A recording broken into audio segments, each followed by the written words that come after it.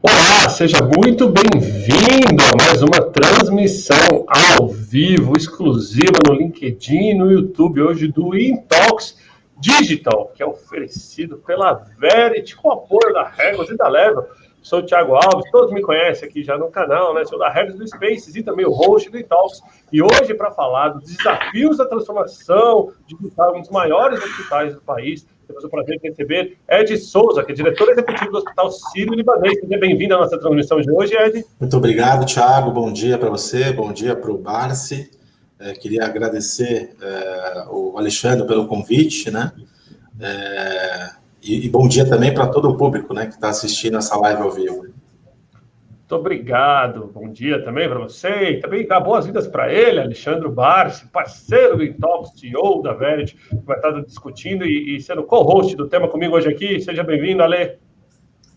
Obrigado, Tiagão. Prazer mais uma vez estar aqui. Ed, prazerzaço estar com você, meu amigo. Sou seu fã e acho que hoje temos um tema bastante interessante desse hospital super referência no nosso país. Muito bom, muito obrigado. Antes de começarmos, deixa eu lembrar a todos, então, né? Estamos ao vivo agora, LinkedIn e YouTube. Você pode participar de várias formas desta live, começando por comentar de onde está assistindo, né?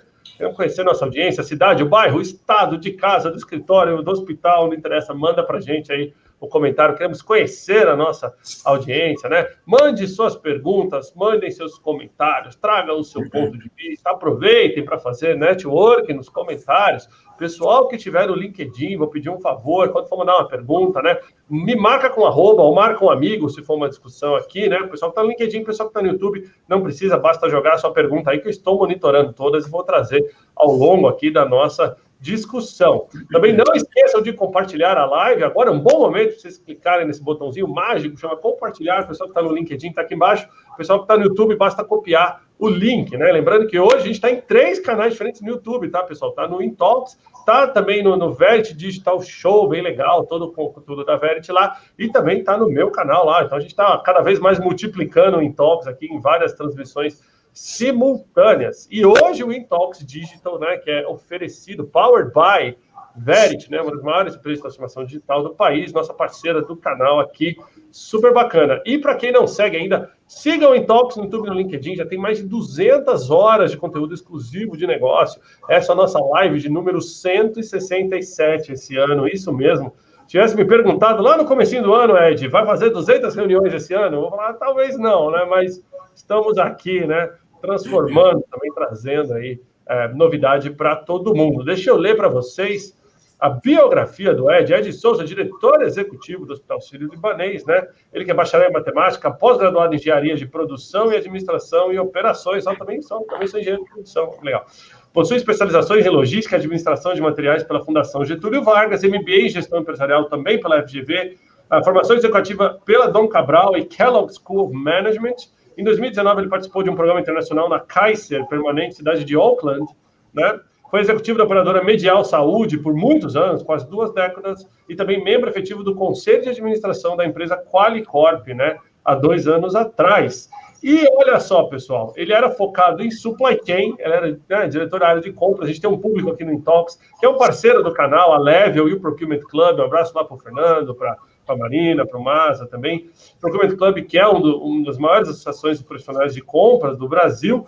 E olha só, o Edi sai dessa função dele de compras e assume a posição de diretor executivo do hospital bem na época da pandemia, né, em janeiro de 2020. Ele vai falar um pouquinho mais para a gente. E para iniciar esse bate-papo, então, vou pedir para o Ed comentar para todo mundo em que momento, Ed, na hora que você mudou de cargo, chegou ali, assumiu o hospital inteiro, em que momento você sentiu que esse ano não ia ser nada igual os outros anos, e como foi, né? Como tem sido também essa jornada até aqui?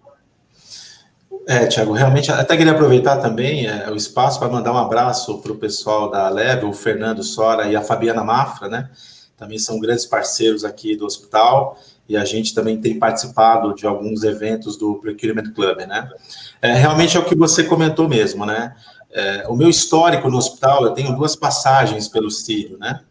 Eu tive uma primeira passagem de 2006 a 2008, onde eu era, na época, o head da área tanto de supply chain como de infraestrutura e toda a área de facilities.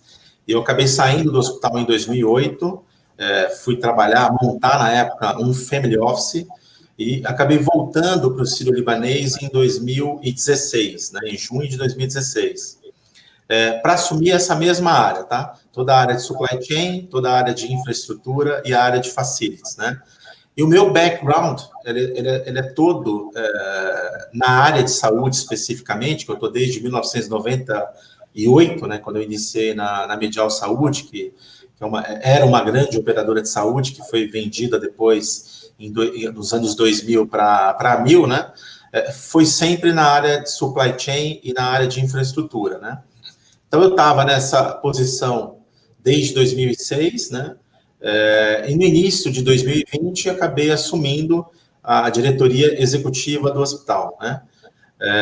E logo, na sequência, em fevereiro, a gente começa com a situação dessa grande crise que a gente tem vivido, né? Que é uma frase que você usa que eu gostei bastante, né? Onde todas as áreas, né, estão tendo que fazer um MBA aí de curto prazo, né? Então, a gente também não foi diferente. Tivemos um impacto muito grande do Covid no nosso negócio, né, principalmente nos meses, começando na segunda quinzena de março, um impacto muito grande no mês de abril, maio, junho, e aí é óbvio, né, que a gente começou a fazer uma série de planos de ação dentro do hospital, não só para poder retomar a receita do hospital, retomar esse atendimento, né, mas também garantir aí, né, a sustentabilidade da instituição. Eu acho que é importante, né, aproveitando esse tema que a gente fala do início da minha gestão como diretor executivo, também tem a questão do Covid, né, a gente desde o início, né, no hospital, quando a gente percebeu essa queda do nível de atendimento, a gente rapidamente, na primeira semana, criou aqui um comitê, que é um comitê de crise, né? É muito comum isso nas áreas hospitalares, a gente acabou criando um comitê de crise, e esse comitê de crise, o que a gente buscou nesse comitê de crise, Thiago? Colocar nesse comitê as principais competências que a gente tinha dentro da instituição, para poder criar um processo de comunicação mais confiável, né? Acho que esse foi um grande marco do Hospital Sírio-Libanês, né? A gente sempre teve uma comunicação, uma fluidez nos dados internos, para poder ter sempre uma comunicação bastante confiável, tanto para o público interno, como para o público externo, entendeu? Então, assim, o que a gente tentou reunir? Dados, pessoas, liderança, para poder resultar numa melhor comunicação. E esse comitê, só para você ter uma ideia, ele se reunia desde a segunda quinzena de março, 2 vezes por dia, acompanhando a questão da evolução do Covid, não só dentro do Hospital Sírio-Libanês, mas também dentro da cidade, do estado, fora do estado. A gente acompanhava ali aquela evolução epidemiológica, e ele se reúne até hoje, tá? Então, assim, a gente, é muito comum, a gente ainda, muito se lê, né, que a gente está entrando numa segunda onda do Covid, e muitas pessoas também dizem que a gente nem saiu da primeira onda ainda, né? Mas independente se a gente está na primeira onda, ou se a gente está na segunda onda, o que realmente existe de efetivo a gente tem notado aqui na instituição um aumento, sim, dos casos Covid a partir da primeira semana de novembro, né? E aí eu posso até te dar um dado aqui, que é um dado que eu acabei trazendo, né? Se a gente pegar, por exemplo, a gente estava, desde agosto, tendo mais ou menos um número de pacientes internados por Covid no hospital, que girava em torno de 90 pacientes. E hoje, esse número, ele começou a crescer a partir da primeira semana de novembro, e hoje a gente tem, em média, mais ou menos 120 pacientes por Covid internado no hospital. Então, você nota, sim, um aumento. E o que é importante quando a gente fala desse aumento, né? Acho que eu tenho que dizer isso, né? O que a gente notou um aumento pela procura no nosso pronto atendimento de pessoas com síndrome de gripe, né? É óbvio que nem todas as pessoas que procuram o nosso pronto atendimento, elas estão com o Covid, né? Mas aumentou muito a procura, né, no nosso pronto atendimento com síndrome gripal. Isso é um ponto de atenção, né? Porque, assim, começou a aumentar os casos de síndrome gripais na cidade de São Paulo. Então, isso é muito importante, né? Eu acho que a gente vai ter a oportunidade depois de falar um pouco mais sobre o Covid adiante, né? Mas a gente notou, sim, esse aumento, tá? A gente tinha entrado num platô ali na segunda quinzena de agosto, a gente estava vivendo ali um platô, setembro, outubro, até com algumas reduções, né? Que a gente acaba acompanhando isso, inclusive, nos noticiários, né?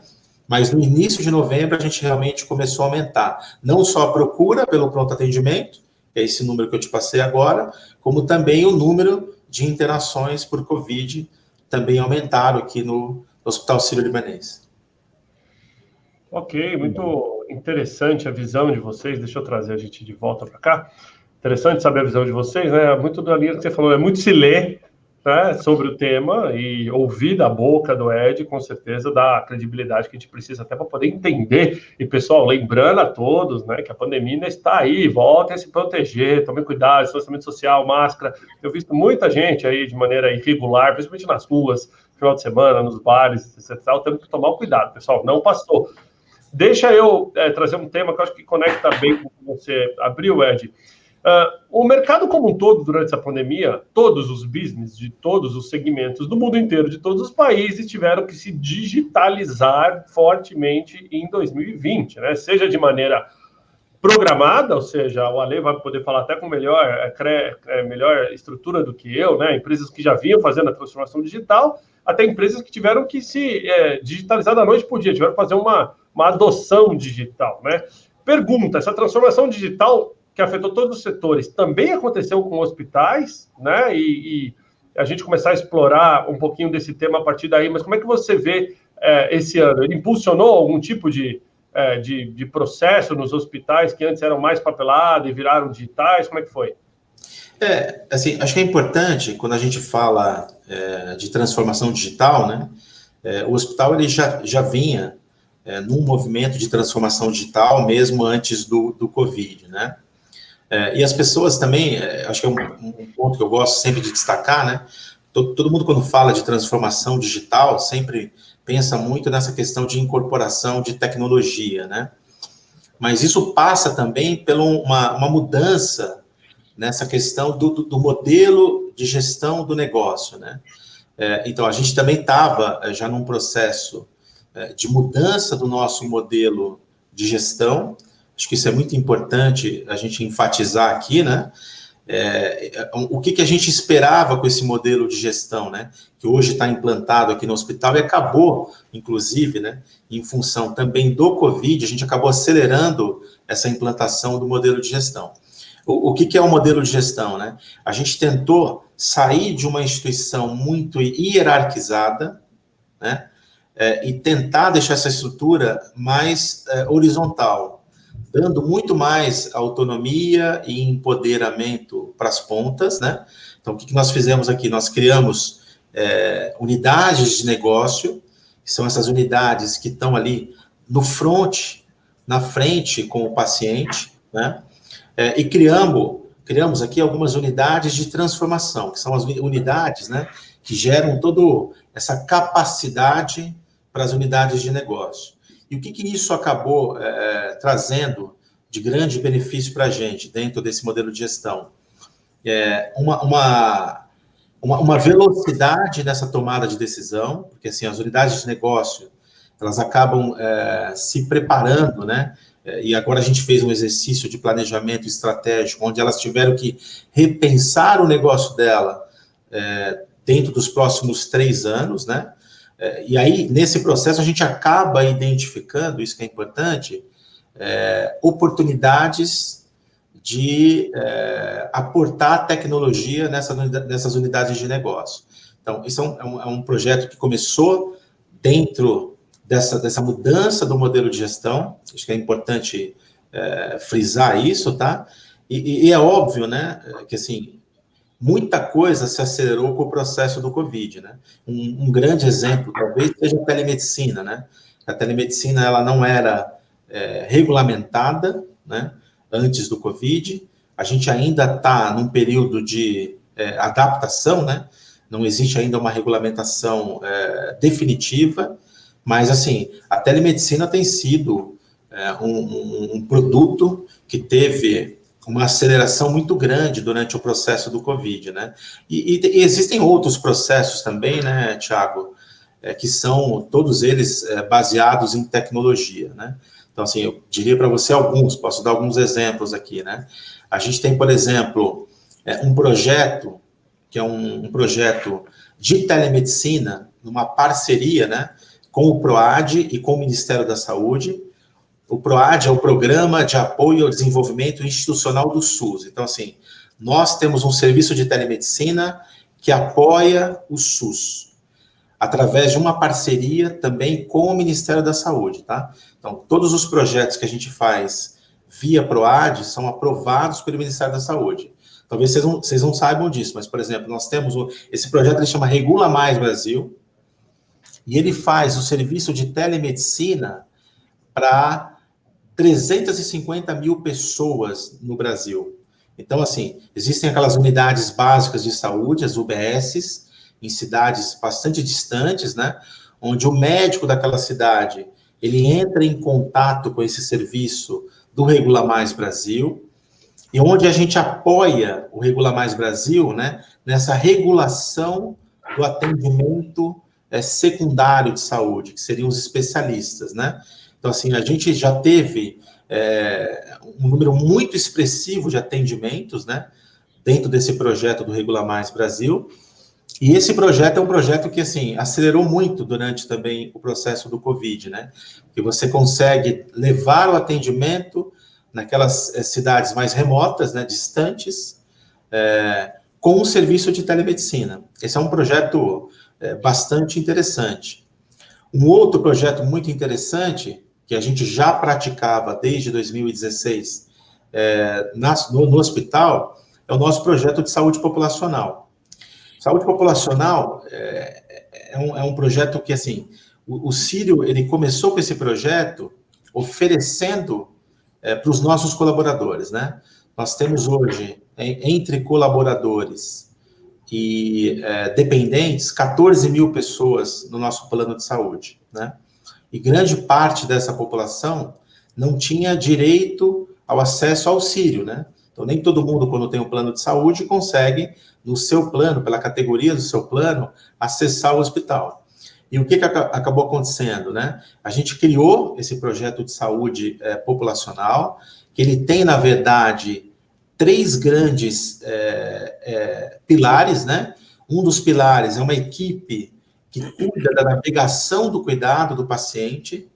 Então, assim, a gente tem um profissional de saúde que está preocupado em navegar o paciente, não navegar a doença do paciente, né? Então, ele está sempre assim, toda vez que você tem acesso a algum serviço de saúde, esse navegador, ele consegue obter essa informação.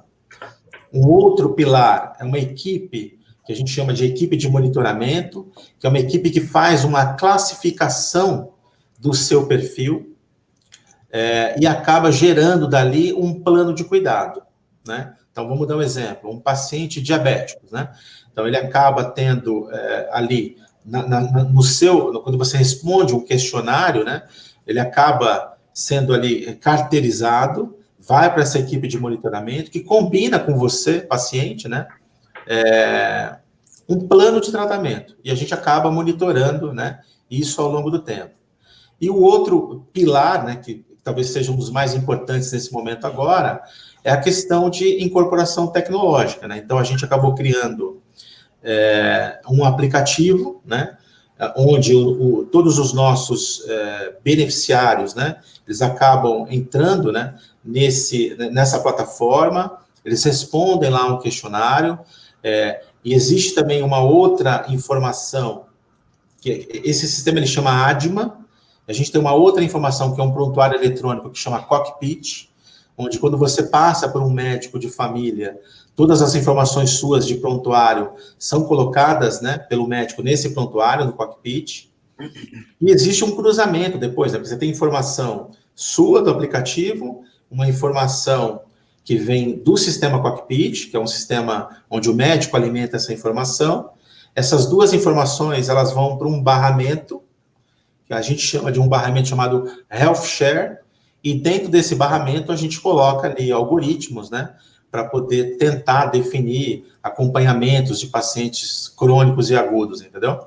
Mas é uma tecnologia, né, que a gente já vinha trabalhando e que também, né, dentro do processo do Covid, acabou acelerando, e hoje isso é um grande produto.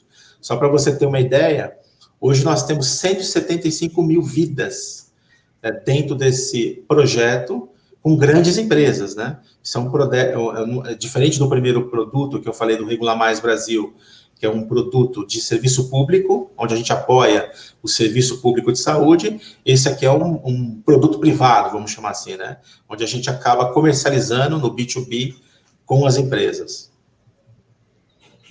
Muito bom. Muito bom. Vamos jogar para o Ale, deve ter já algumas perguntas aí, né, Ale? Tenho várias. Ed, assim, é legal escutar um pouco da sua história, né? Esse movimento aí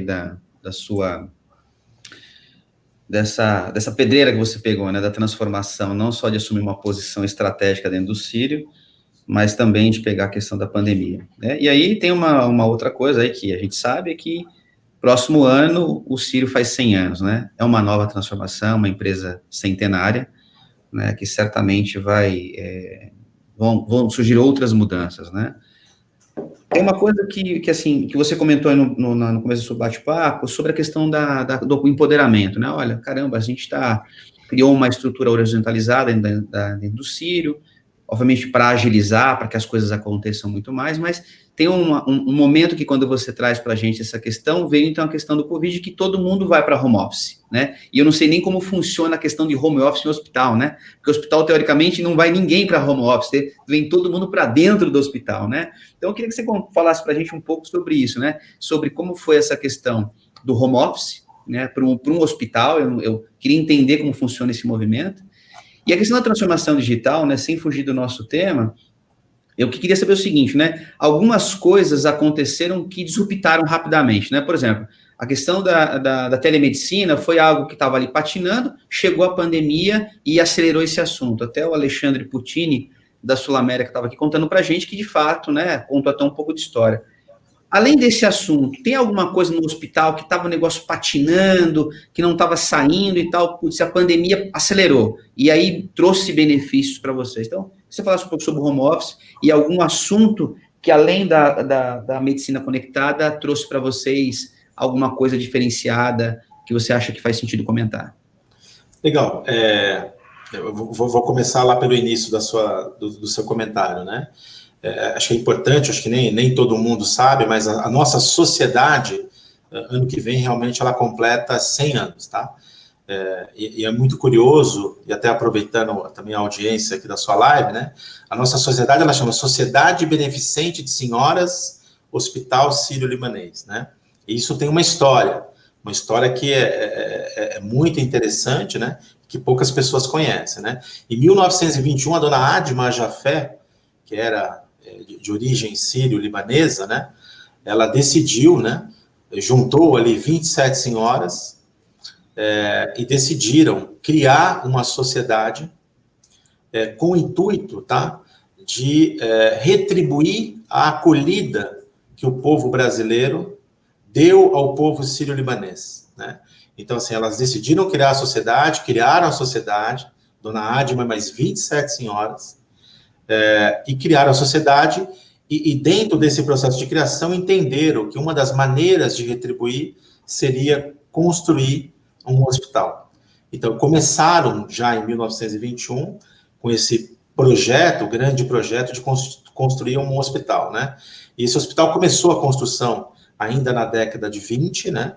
Mas, e ficou pronto ali perto de 1940.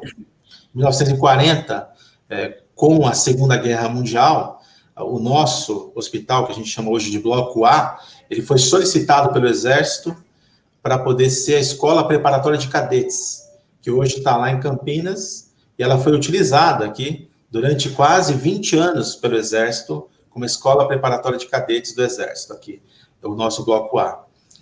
E aí, o que acontece? E aí, depois tem uma sequência, tá? Mas hoje, a nossa alta governança do hospital aqui, ela é composta por senhoras, tá? Então, falando um pouco aqui da nossa história, um pouquinho, de uma maneira bastante resumida, né?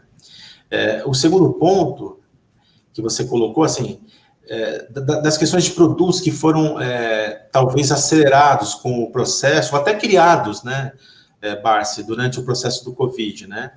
Eu gostaria de dar 2 exemplos, né? Que eu acho que, sim, que eles acabam tendo bastante impacto, inclusive com todos nós, né?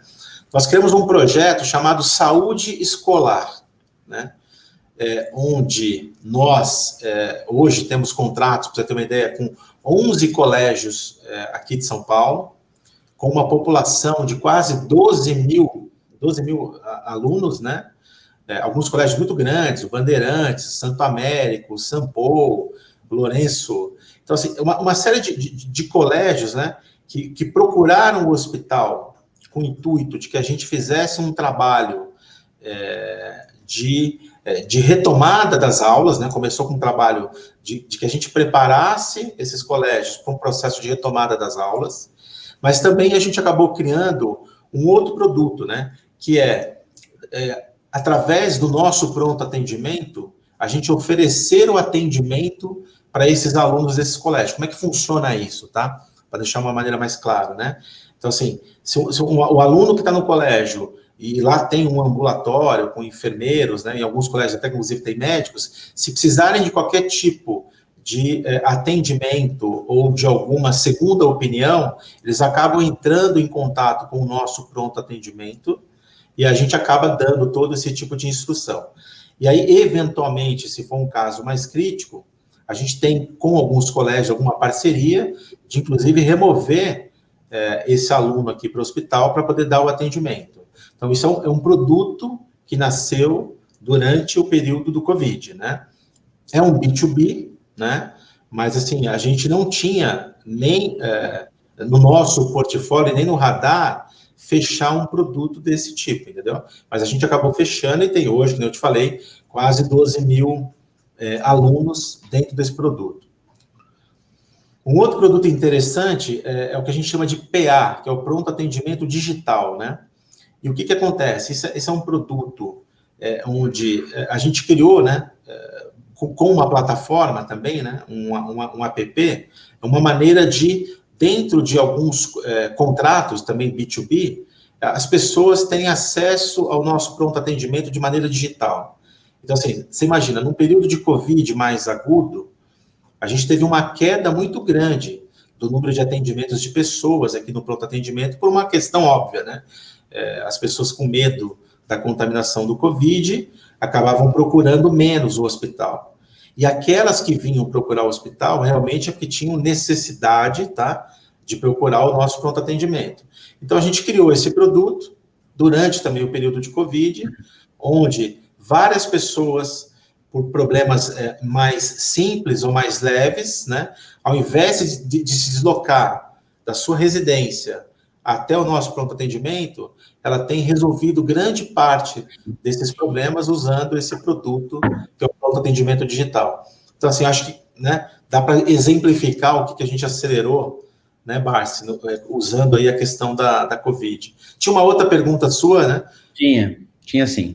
Eu perguntei para você sobre a questão do home office, né? Como é que é tratar home office dentro de um hospital, né? Caso que não deveria ter home office, né? Isso eu acho interessante, porque, assim, o que você colocou, assim, as pessoas, né, não, mas quem trabalha no hospital não tem home office. Não, nós temos, hoje, mais de 1.000 colaboradores em áreas administrativas, né? Então, assim, logo no início também do Covid, a gente criou também um plano de home office. Então, assim, toda essa nossa força de trabalho, ela foi para home office, estão ainda em home office, a grande maioria, tá? Então, a gente teve aí também todo um apoio da nossa área de tecnologia, né? Eu acho que isso deve ser uma coisa bastante complicada, porque do dia para a noite todo mundo está trabalhando aqui no escritório, a gente tem que disponibilizar recurso tecnológico, muitas vezes esses colaboradores não tinham acesso a uma internet de qualidade para dar continuidade aos seus trabalhos. A gente acabou criando ali uma ajuda de custo home office também. Então, assim, nós levamos todos os nossos colaboradores de áreas administrativas para home office, tá? Até para poder evitar também essa circulação, essa aglomeração, né? Porque, assim, hospital é uma área muito... É um negócio muito intenso em mão de obra, né? Só para você ter uma ideia, hoje nós temos mais de 8 mil colaboradores e mais de 4 mil médicos, né? Então, isso é muito importante. Um outro processo muito interessante também que a gente acaba acoplando esse processo de home office, né? A gente acabou criando, na época, um programa aqui dentro do hospital chamado Programa Proteger, né? O que é o Programa Proteger? A gente acabou testando, né, muito mais nossos colaboradores, né? Isso é muito importante a gente estar enfatizando. E dentro do Programa Proteger, a gente criou, a gente separou aqui o hospital, né? Então, o hospital hoje, a gente costuma dizer que existem 3 hospitais dentro do Sírio-Libanês aqui da Bela Vista. Você tem um hospital só Covid, com fluxos separados, com equipes de atendimento separado. Você tem um outro hospital que é só para não Covid, e você tem um hospital no meio que é aquele hospital que a gente chama de transição. A gente não sabe se o paciente está Covid ou não, ele passa ali naquele período para um hospital de transição, dentro de um fluxo de transição, para a gente identificar se ele é Covid ou não Covid, aí ele acaba seguindo um dos outros 2 fluxos, né? Mas, assim, respondendo, a gente tem hoje muitos colaboradores ainda em home office, tá? Grande parte, o hospital, desde o começo, acabou oferecendo essa ajuda de custo para poder a gente dar uma condição mínima de trabalho para eles, né, nas suas residências. Mas é um trabalho bastante interessante, principalmente o Thiago, que é da Regos, né, da Space, porque, assim, a gente está agora começando a criar um comitê, né, para tentar imaginar como é que a gente consegue, se isso vai se manter por muito tempo ainda, né? Eu, particularmente, tenho uma opinião que talvez a gente nunca mais volte naquele normal, né, anterior ao Covid, de ter 100% das equipes aqui no hospital. Eu acho que a gente vai acabar tendo ali uma mescla, né, de equipes trabalhando de maneira remota e equipes trabalhando aqui dentro do próprio hospital. Isso aí, é o futuro do trabalho híbrido, que já chegou, né, e muita gente dando conta aí. Deixar o Ed tomar uma água lá, pessoal. Queria lembrar a todos que se conectaram agora, né? Você está assistindo o Intalks Digital, né? Que é oferecido pela Verity. E hoje nós temos aqui o Ed Souza, diretor executivo do Hospital Sírio-Libanês. Está falando dos desafios de transformação digital, um dos maiores hospitais do Brasil, no ano mais desafiador de todos, né? No meio de uma pandemia, no setor que mais tem trabalhado ao longo desse período. Então é bem legal o bate-papo. Mandem suas perguntas, mandem seus comentários, compartilhem a live, né? Aproveitem aqui. Nosso convidado de peso hoje. Queria aproveitar, interagir um pouquinho com a nossa audiência, mandar um salve aí, pessoal, conectado diretamente. Aí, ó, a gente tem aqui Rio Grande do Sul, Brasília, Mato Grosso, Portugal, Estados Unidos, Alemanha, pessoal de casa, pessoal do escritório. Tem gente no Novo Spaces Ipanema já, pô, nem abrimos ainda, abri em janeiro, o Renatão já está mandando alô, um abraço para o Renatão lá do Spaces já. Agora vou te trazer uma pergunta aqui, do Victor Gonçalves, né? O Victor traz o seguinte, um abraço para o Victor. Qual o peso da gestão da experiência do paciente na estratégia de transformação digital do Sírio? Muito legal. Eu acho que, assim, excelente pergunta, né? Eu acho que o hospital, também dentro dessa linha, né? Quando a gente fala de modelo de gestão, né? A gente colocou os nossos 2 grandes focos aqui, a gente definiu como Digital First e também o paciente. Eu acho que é importante a gente só comentar, o hospital ele tem uma área de experiência do paciente desde 2016. Então, nós criamos aqui uma estrutura, né?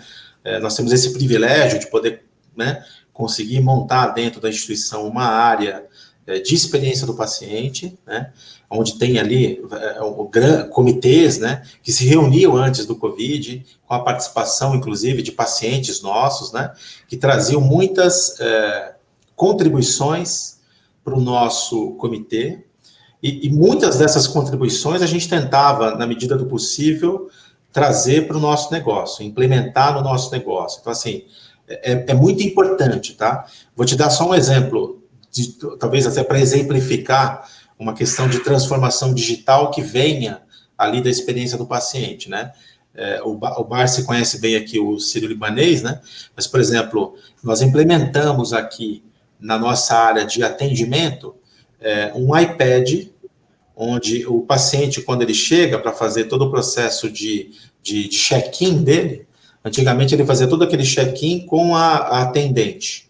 Nós colocamos um iPad, vários iPads, na verdade, onde ele faz ali um teleatendimento. Ele consegue fazer uma série de processos, né, de check-in dentro do próprio iPad, né, o que facilita muito todo o processo.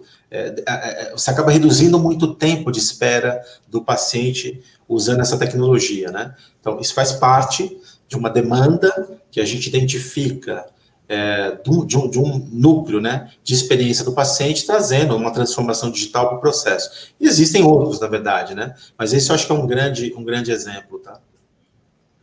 Muito bom. Deixa eu aproveitar para ver uma outra aqui, deixa eu só colocar a gente de volta. Muita gente mandando perguntas aqui, bacana, pessoal que está participando, um abraço pessoal da Level Grupo também, ó, gente de alumínio conectado aqui, legal, um vídeo muito bom, muito legal, quem não conhece, a cidade muito bacana aqui no interior de São Paulo, pessoal aqui de Santa Amaro, Mogi das Cruzes, olha só que legal, muita gente hoje. Vou trazer uma pergunta aqui da Patrícia Moraes, olhando para frente, quais inovações que a gente pode esperar na área hospitalar, né? Agora vamos focar na nossa conversa, quando a gente fala de inovação digital, será que a gente vai ver realidade aumentada, IoT, essas coisas desembarcando nos hospitais? Será que aquele videozinho que viralizou uns anos atrás da criança tomando vacina na realidade aumentada vai ser uma coisa que a gente vai ver em poucos anos? Como é que você olha para frente aí, Ed? Eu acho que assim, dentro do projeto nosso de saúde populacional, né, a gente tem testado aí alguns wearables, né? Então, assim, isso até pegando um pouco um gancho, né? Eu tive ano passado visitando a Kaiser Permanente, que é uma operadora de saúde nos Estados Unidos, né? Muito forte nessa questão de prevenção. Então, eles têm hoje lá quase 12 milhões de usuários dentro do plano. Também são verticalizados, né? E implantaram uma série de dispositivos para poder monitorar pacientes agudos, né? Acho que isso é uma realidade que está chegando já também aqui no Brasil. A gente aqui no hospital, dentro do projeto de saúde populacional, a gente já tem testado alguns aplicativos e testado também alguns dispositivos. Acho que isso é uma questão de tempo, a gente está implementando para acompanhar, por exemplo, um paciente mais crônico, né? Um diabético, um hipertenso, um paciente obeso, um paciente com problema de saúde mental e outros, né, cardíacos também. Eu acho que isso é uma realidade que a gente deve ter muito mais contato agora nos próximos meses, nos próximos anos, né? E acho também que tem uma outra questão, né?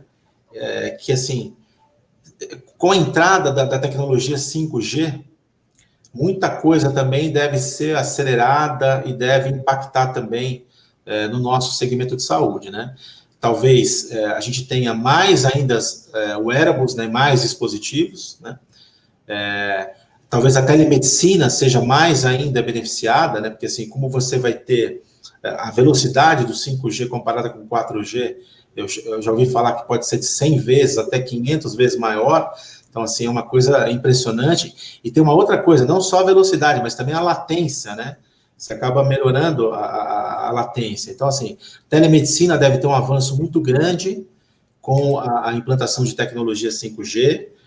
A implantação de telediagnóstico, eu acho que isso é muito interessante, né? Porque, assim, com essa questão de implantação de tecnologia 5G, vai ser possível, né? Você conseguir desacoplar o prontuário do paciente de algum sistema e um médico de qualquer ponto ele poder fazer esse diagnóstico. Dá um exemplo, né? Um médico pode estar em qualquer lugar do Brasil, ele rapidamente com essa tecnologia olhar um exame de imagem do Thiago, do Barsi, e ele dá ali um laudo, tá? Então, acho que isso também deve ter um avanço muito grande com a implantação da tecnologia, telecirurgia, né? Que aí pode se usar ali essa questão de realidade aumentada, né?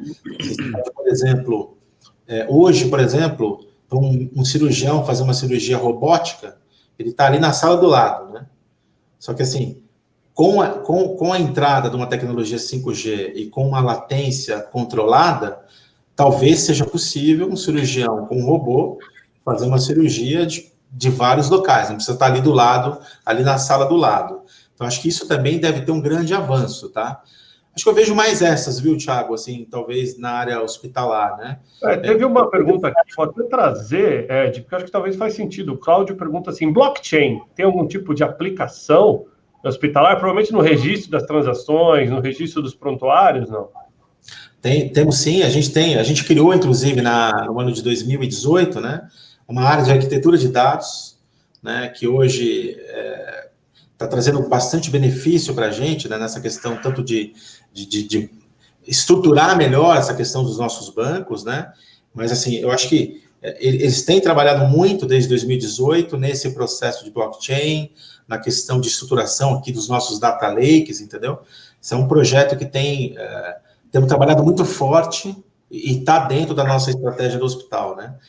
Isso faz parte do nosso negócio. Muito bom. Uma pergunta, Thiago. Vamos trazer a gente de volta aqui para o nosso tamanho. Barsi, temos mais perguntas? Temos sim. Temos mais. Vamos aproveitar que a gente tem o Ed aqui, dedicado para a gente nesse tempo. Não, legal. Ed, assim, você contou de várias coisas interessantes, né? 5G, internet das coisas, são assuntos bem interessantes, né? Que vai trazer benefícios gigantescos para o hospital, para a sociedade de alguma maneira, né? Eu sempre falo sobre isso, né? Como é que o hospital, né? Porque imagino que tem muitas coisas, vocês devem ser bombardeados de novidades, né? E eu sei que o Sírio-Libanês tem um núcleo de inovação, né? Que tem trabalhado muito próximo das startups, né? O que vocês têm olhado? Como é que vocês têm trabalhado com essas startups? Como que elas têm trazido benefícios para vocês? Qual o tamanho da lupa que vocês têm colocado nesse assunto, né? Como que elas estão transitando nesse ecossistema do hospital? Ótima pergunta, Barça. Há 3 anos atrás, a gente decidiu montar um laboratório de inovação, né? Ele já está há 3 anos estruturado, né? Com alguns grandes objetivos, né? Um deles um objetivo era a gente estar se aproximando mais, né, desses ecossistemas, entendendo de que maneira que essas startups poderiam estar contribuindo para o nosso negócio. Acho que isso é importante, é um trabalho que tem sido feito, né, nesses últimos 3 anos. E a gente também tem desenvolvido muita coisa internamente, né? Acho que isso é importante, a gente também tá colocando, tá? Até por uma questão nossa societária, né? A gente acabou decidindo, em alguns projetos, migrar e acabar desenvolvendo isso internamente, mas isso é um assunto um pouco mais, né? Teria que estar explicando uma questão societária, né? E o que acontece? E a gente acabou criando, né, óbvio, dentro desse modelo ágil, né, uma série de tribos, né, muito acopladas a essa questão, né, vinculadas às nossas unidades de negócio e também às nossas unidades de transformação, para poder acelerar alguns produtos, né, alguns projetos aqui dentro do hospital. Então, assim, a gente tem olhado fora, acompanhado o que as startups têm feito, mas a gente também tem, né, um desenvolvimento muito forte interno, tá? Acho que esse é o grande ponto. Legal, muito interessante. Legal. Trazer a gente de volta aqui, pessoal. Perdão, estava clicando no lugar errado aqui. Acontece nas melhores famílias. Voltamos aqui. Pessoal que está mandando bastante pergunta aqui, ó. Deixa eu dar um alô para a nossa audiência, que é o Fernando Sora. 3 feras juntos, Edil, Alexandre, Bart, Thiago. Obrigado, Fernando. Círio, mais um case que dá certo, muito nos orgulha, legal. Obrigado a participação aí do Fernando também. Muita gente mandando mensagens bacanas aqui, ó. Wallace, mudança muito positiva do Círio, parabéns pela condução, Ed. Uma pergunta aqui do Luciano Brunheroto, sabendo que a infra é algo crítico para o ambiente de saúde, né? Existe algum plano diretor para gerar melhor experiência no usuário? Acho que a gente falou um pouquinho aqui, né, sobre inovação voltada à experiência do usuário. Então, muitas das perguntas já sendo atendidas ao longo da nosso bate-papo aqui com o Ed. Mas, pessoal, ainda dá tempo, temos mais alguns minutinhos de live. Se você tem mais alguma dúvida, alguma pergunta, joga para a gente aqui, para a gente aproveitar. Agora, deixa eu perguntar uma coisa, Ed. Se tivesse que olhar aonde errou, mas onde que aprendeu, né? Com tudo isso que você falou, né? Nem tudo deve ter dado certo, tem muita coisa que faz parte da transformação digital, a gente vê muito isso aqui no Intox Digital, né? Quando a gente traz aqui grandes empresas, grandes nomes, né? Que estão fazendo transformação digital, muita gente fala, olha, boa parte disso aqui a gente fez, depois viu que não dava certo, né? Teve casos assim também? Vocês conseguiram aprender com erro, né? Como é que foi isso? Eu acho que sim, Thiago. Assim, até dentro desses modelos de metodologia ágil, né? Acho que errar rápido e corrigir rápido, eu acho que é muito importante e faz parte, né? Desse nosso processo, né? Considerando assim o cenário de crise da pandemia, né? Eu acho que a gente tem talvez aí algumas lições, né? Mas eu digo não lições específicas do sírio-libanês, mas eu diria até talvez questões mais de governo, né? Acho que um ponto muito importante, né? Que a gente tem que trazer aqui é uma questão relacionada, assim, de uma certa forma, o nosso governo precisa criar um planejamento estratégico para apoiar as nossas indústrias, né? Então, assim, logo no começo do Covid, eu ainda estava respondendo interinamente pela área de supply chain, né? E a gente teve uma dificuldade muito grande para poder acessar alguns produtos, né? Então, assim, isso a gente precisa, de uma certa forma, incentivar a nossa indústria, porque, assim, para que numa nova crise, que eu espero que nunca aconteça, a gente não tenha essa dificuldade de respiradores, máscaras, luvas, aventais, esse tipo de coisa. Então, assim, a nossa área de supply, eu digo que, assim, tem um ditado, né, que a gente usa, que eu acho que nunca o produto certo, no local certo, na hora certa, foi tão importante. Mas eu também acho muito importante, assim, né, se a gente pegar o poder, né, com toda essa mudança de cenário externo, eu acho que a nossa capacidade de adaptação, ela foi bastante importante, tá? Então, assim, é óbvio que tivemos erros aqui nesse caminho, né? Mas, de uma certa forma, a gente estava muito preparado, né? Porque como a gente também fez muitos processos de transformação digital na área de supply chain, isso foi um grande benefício para nós quando o Covid pegou. Então, assim, a gente tinha uma série de produtos, VMI, DRP, modelos de logística muito bem estabelecidos com alguns parceiros, né? Então, assim, nós nunca tivemos nenhum desabastecimento do hospital durante todo esse período de Covid, entendeu? Óbvio, né? Fruto de um trabalho, de um planejamento bastante estruturado e de uma incorporação de tecnologia no nosso planejamento de demanda, no nosso planejamento de todo o processo de compras e também no nosso planejamento de distribuição. Isso é uma conversa boa para ter com o Fernando, com a equipe da Leve depois. Porque, assim, a gente implantou muita tecnologia desde 2016 nessa área de supply chain e eu confesso que até falei isso na Maratona de Supply Chain essa semana no evento, que, assim, isso nos beneficiou muito nesse período de pandemia. A gente estava muito mais preparado do que outras instituições. Mas eu acho que, assim, eu continuo fazendo alguns apelos, né, que a gente precisa realmente ter um planejamento estratégico, pensando um pouco nas nossas indústrias, né?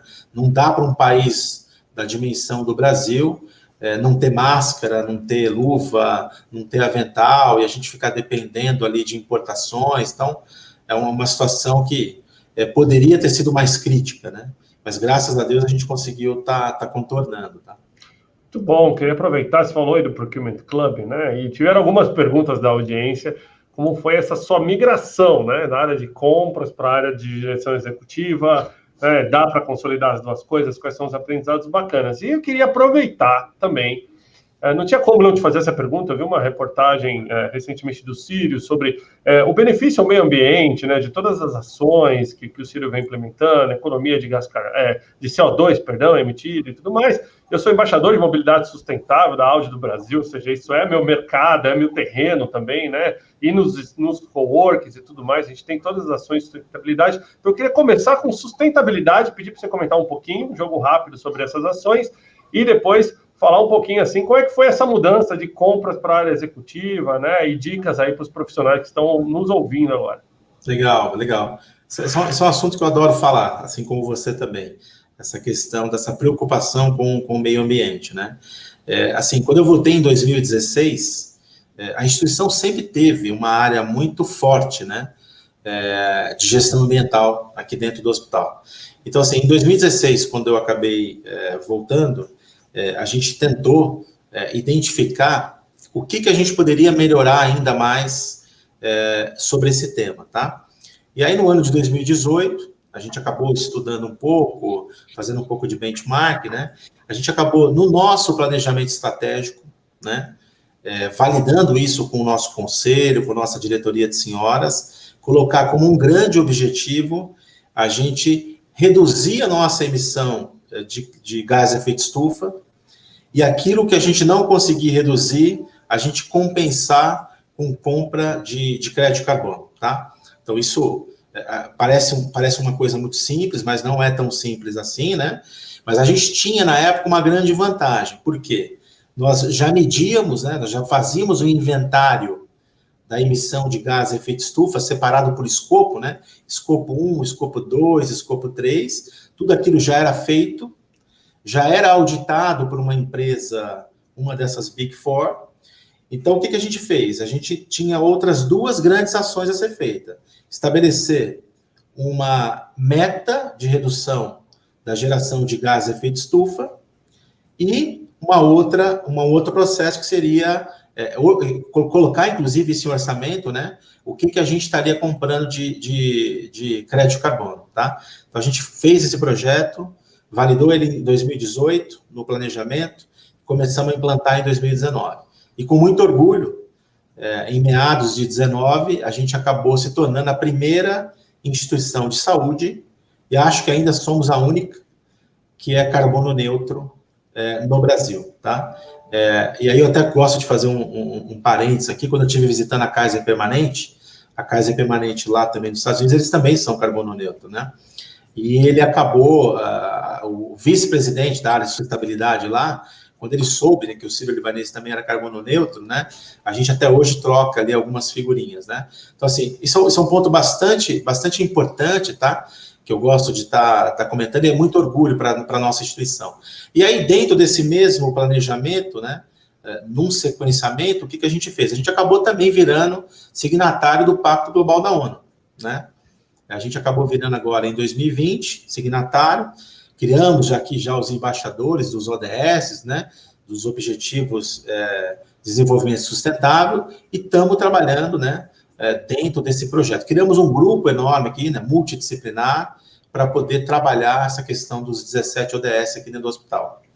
Acho que é muito orgulho, a gente sempre teve uma preocupação genuína com essa questão do meio ambiente e também com essa questão da sociedade, né? O outro ponto, essa questão da outra pergunta, como é que migrou, né? Que nem eu comentei, sempre fui uma pessoa todo o meu background sempre foi área de compras, área de logística, né?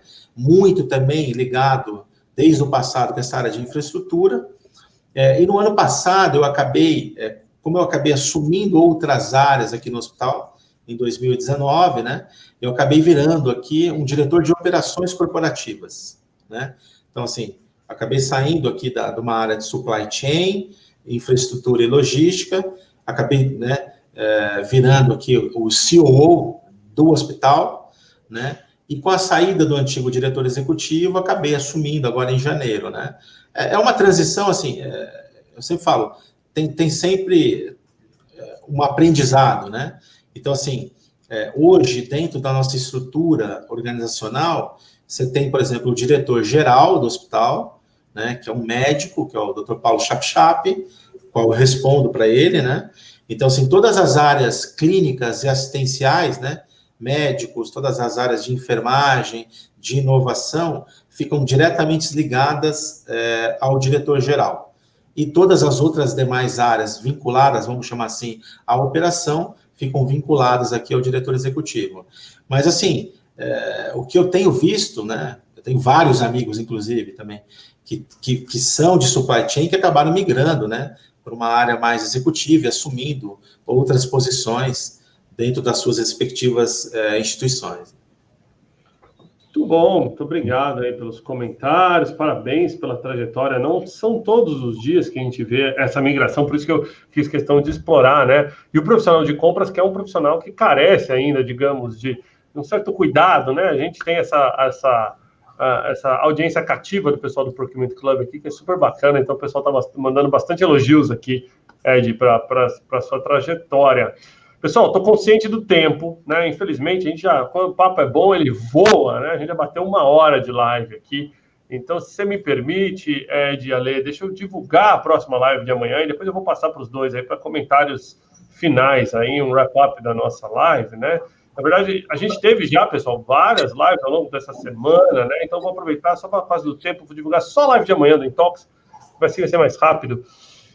Não percam, tá? Amanhã eu vou estar aqui com o Enzo Celular, 11h30 da manhã, ele que é o CEO da Dadivari. A gente vai falar de empreendedorismo e impacto social, né? Todo mundo conhece o Enzo, e o Enzo é um super empreendedor aí e ativista de causas sociais, e vai bombar porque o Enzo está trazendo aqui a campanha Natal Sem Fome, que é uma campanha que está em todas as mídias, todos os canais. Então, vocês vão ouvir direto da boca dele como vai funcionar essa campanha, tá, pessoal? Para quem também quiser se conectar com o Ed, né, no LinkedIn, quiser conhecer um pouquinho mais do trabalho do Ed, deixa eu mostrar aqui para vocês o perfil dele, né, faz todo sentido aí para vocês seguirem lá o Ed faz várias postagens bacanas aqui, tá, pessoal? Então, só encontrar ele aí no LinkedIn, tá como Ed Souza, tem vários artigos, várias atividades que ele posta, traz aqui, é muito bacana, e quem quiser conhecer mais do trabalho também do Hospital Sírio-Libanês, é super fácil para encontrar o site do Sírio-Libanês, não precisa sofrer, hospitalsiriolibanês.org.br,